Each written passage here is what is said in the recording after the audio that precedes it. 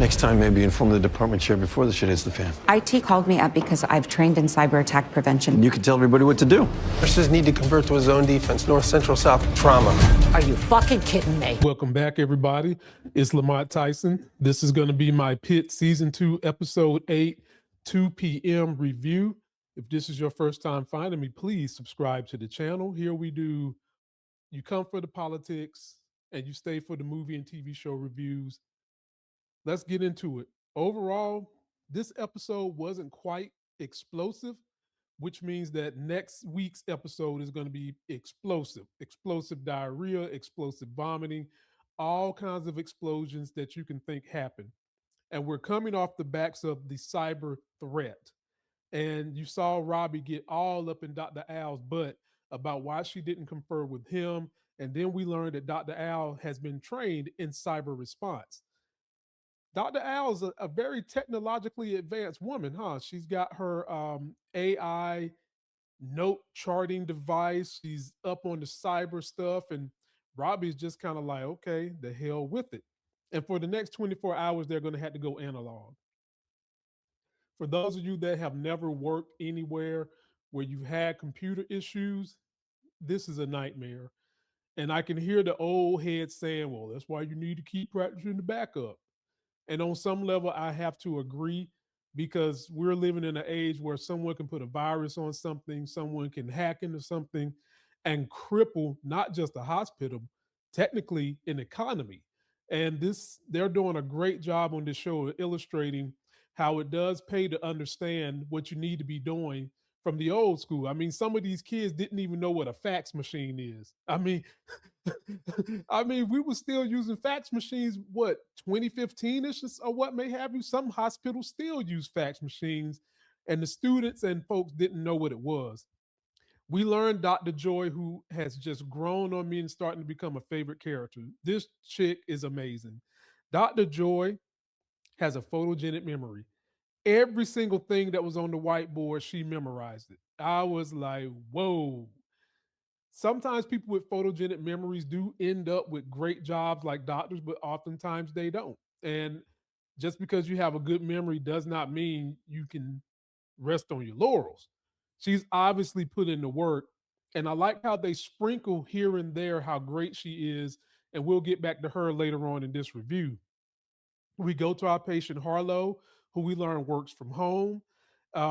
We've been trying to figure out what these headaches are coming from. And Dr. Santos, I knew she went over some of y'all last week. We've got to start giving her credit. She's figured out, we think, what's going on with with Harlo. And she's having trigger point issues in her shoulder. She gave her some medicine. Hopefully the headaches will go away. Ladies and gentlemen, we're not done with Harlo. I can just tell you that right now. I am willing to give up my theory that she is the mother of the baby because we saw the baby at the end of this episode, and that poor little baby is going to have to stay in the hospital another night because they don't have anywhere else to put him, and probably is going to wind up going to foster care in the next episode. Well, it won't be next episode because they say the baby's got to be there 24 hours. But we'll know there's going to be some updates on that baby. But I guess I have to give up. Harlo is not the mother. I'm ready to submit. I'm ready to tap out. For all you that keep telling me it's not, I'm ready. I agree with you. And then we get the patient, Howard Knox, who I've worked with patients who are obese. And sometimes it can be hard to get into their vocal folds. And so he's having some issues going on, and they are having to go through what a lot of people have to go through in the hospital when you're dealing with a patient that has that kind of mass and girth. There's some precautions you have to go through. You saw they called for the Hoyer lift because the team can't just take a risk and lift them. And I've been involved with someone who weighed, I think it was like 502 pounds, and they had to get this real like bedpan lift situation. And guess what? It broke. Homeboy fell right halfway on the floor, and it was a geriatric patient. Old, for those of you who don't know, it means older. And it was a chaotic scene. This person needed to be intubated. I was there to intubate him. Oftentimes, when you have someone who has this much girth, for all my nurses, respiratory therapists, pulmonologists, you go with a Miller straight blade, not a Macintosh, to try to get back through all that mass. But when I was doing it, I was good with a Macintosh blade for anybody to get to the airway. And I like how they showed that because of his situation, they had to go through the nose to get to the airway. They got him intubated, and then they put him on some CPAP to help keep tissue and stuff from falling into the airway. But what was peculiar about this was Okafor's just, I guess, bad bedside manner, kind of probing the guy about his weight when the guy's immediate need wasn't his weight. Of course, that is something you can work on and encourage him on later on.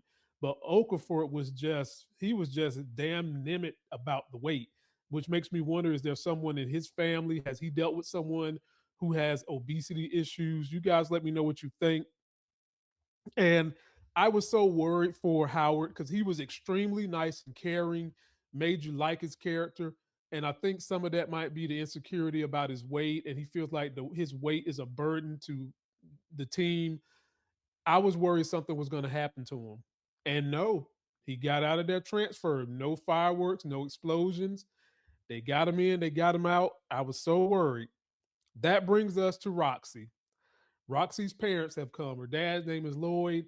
They come in, they see the boys in there. They want to take the boys to get some ice cream. And her son Shane is kind of being resistant. He ain't trying to go nowhere. Who could blame him? You know your mom is on her deathbed.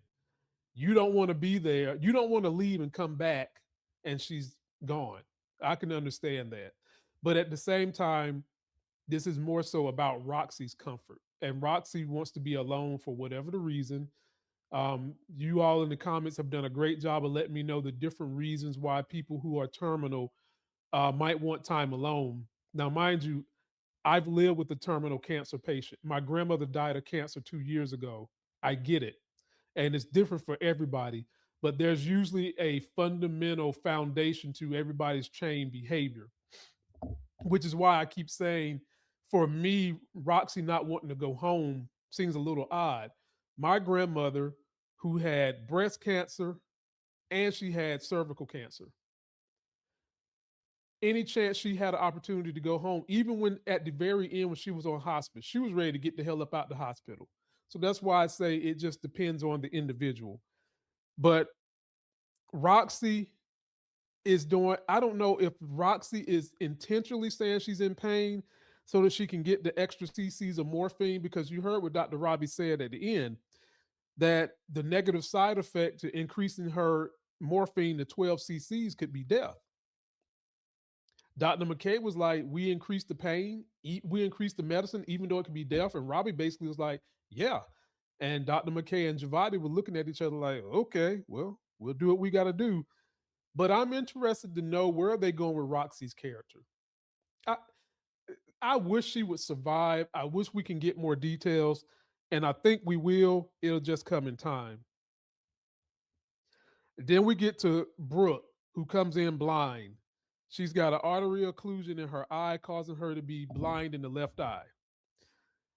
They come figure that out. They've got some meds they can give her. It has some stiff side effects. Now, like, I've heard comedians do jokes on how the side effects of the med are worse than the good effects. And Roxy has a partner, Brooke has a partner named Wendy.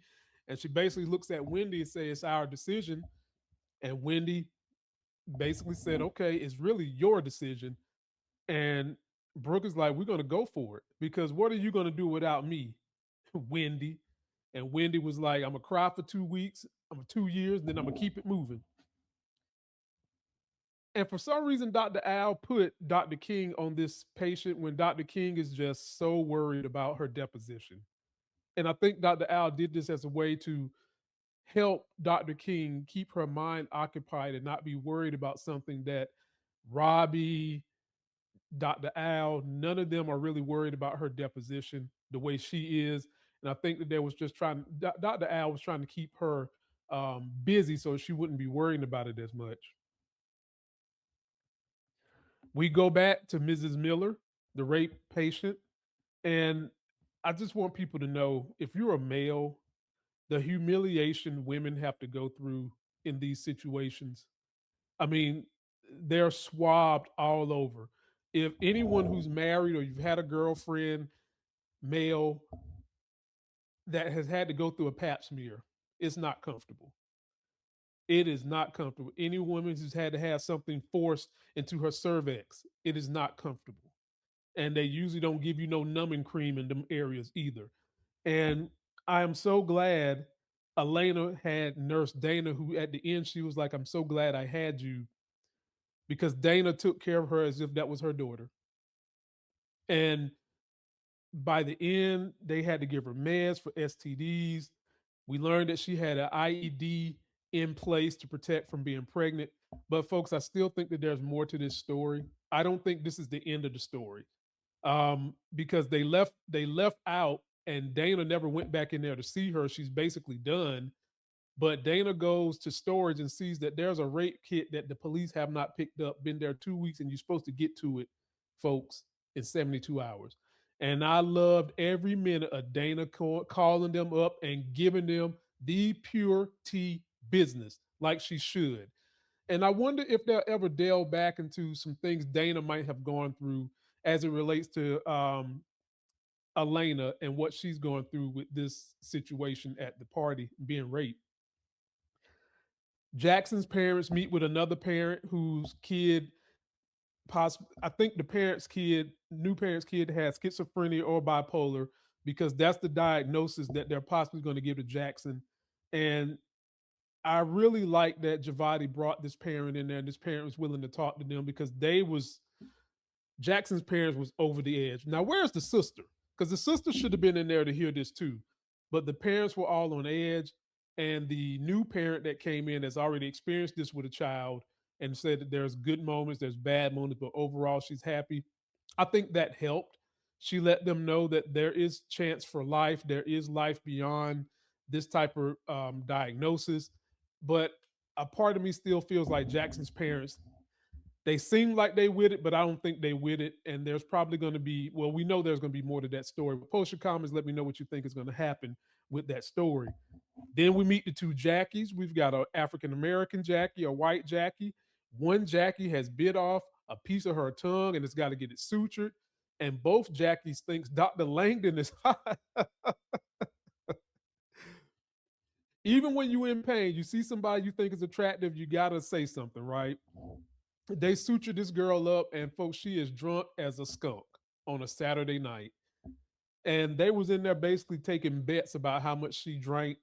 And again, this was a moment where Santos, who has gotten on our nerves most of the year, seems like they're turning her character around a little bit.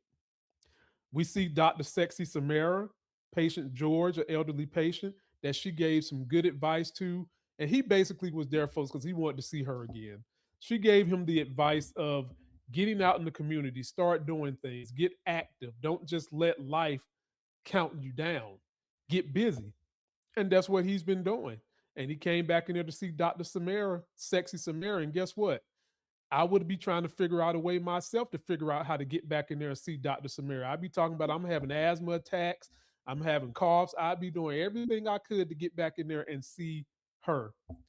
Then we get a patient that come in with these weird lesions and rashes all over the place, all over his body.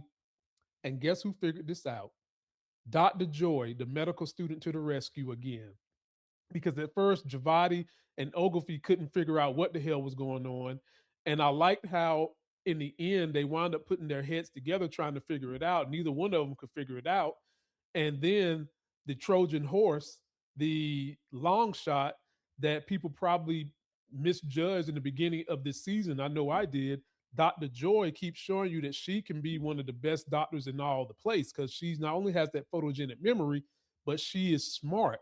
She can critically think. She's good on her feet. I like this doctor, and I hope she stays on the show. Dr. Ellis pulls Dr. Whitaker to the side and gives her the 411 on this deposition, lets her know basically how it's going to go down, lets her know that she's got nothing to worry about. And she did it in a way where they can't say that they exchanged information, because only one half gave information, which is still technically illegal. But I like the way Dr. Ellis played this for Whitaker. But will it help Whitaker? Are they going to show the deposition? Will Whitaker get in there and fall apart even though Dr. Ellis just let her know it's a slam dunk? Post your comments. Let me know what you think. We learned that Dr. Sexy Samara is trying to figure out where to go and that this damn White House cut her funding. And folks, I've been married to a doctor who works on a lot of projects that don't pay doctors a whole lot of money, things that work in the community, things that are studies for low income folks. And Dr. Sexy Samara had suffered the same thing that my wife suffered, a cut from the White House on anything dealing with low income people and minorities. Dr. Al recommends that she goes into geriatrics, which means working with the elderly population. And you know what? I agree. That would be a good place for her. But when you have a doctor who has that kind of empathy, pretty much anywhere where she can be front facing with people, maybe not in surgery, would be a good place to put her because she goes above and beyond to take care of her patients. And I would love to see her in something that continues that legacy. But don't let her leave this show, y'all. HBO, do not let her leave this show. And we'll end on Mr. Digby, who looks like Mr. Deadby, walking in, talking about his friends. I don't know if that's his imaginary friends. I don't know if that was his friends on the side. How in the world y'all just letting this dude walk around looking like that? It looked like he just left the ER and came back. And then Dr. Al and Dr. Robbie and the nurse and Princess Nurse are all just looking at the students in a scramble because we're having to go analog. So like I said, ladies and gentlemen, this was just kind of a calm before the storm episode. This was just to calm down, get you back down on the roller coaster, and they're going to crank you up and about to drop you for another ride coming up in the next episode. That's going to do it for this video. Don't forget to like the video, comment, subscribe, get yourself that life game. Again, the way I make my real money is I trade stocks. If you want to learn the basics and the system I use that I've come up with for myself, all you got to do is click the link in the video description to get a one-on-one with me, and I can sit down and explain to you how I do it and what has worked for me and probably what would be the easiest for someone who's trying to get into stocks. And until that next Sexy as Hell video, I'm out. Somebody's bleach blonde, bad built butch body. Somebody's bleach blonde, bad built butch body. Somebody's bleach blonde, bad built butch body.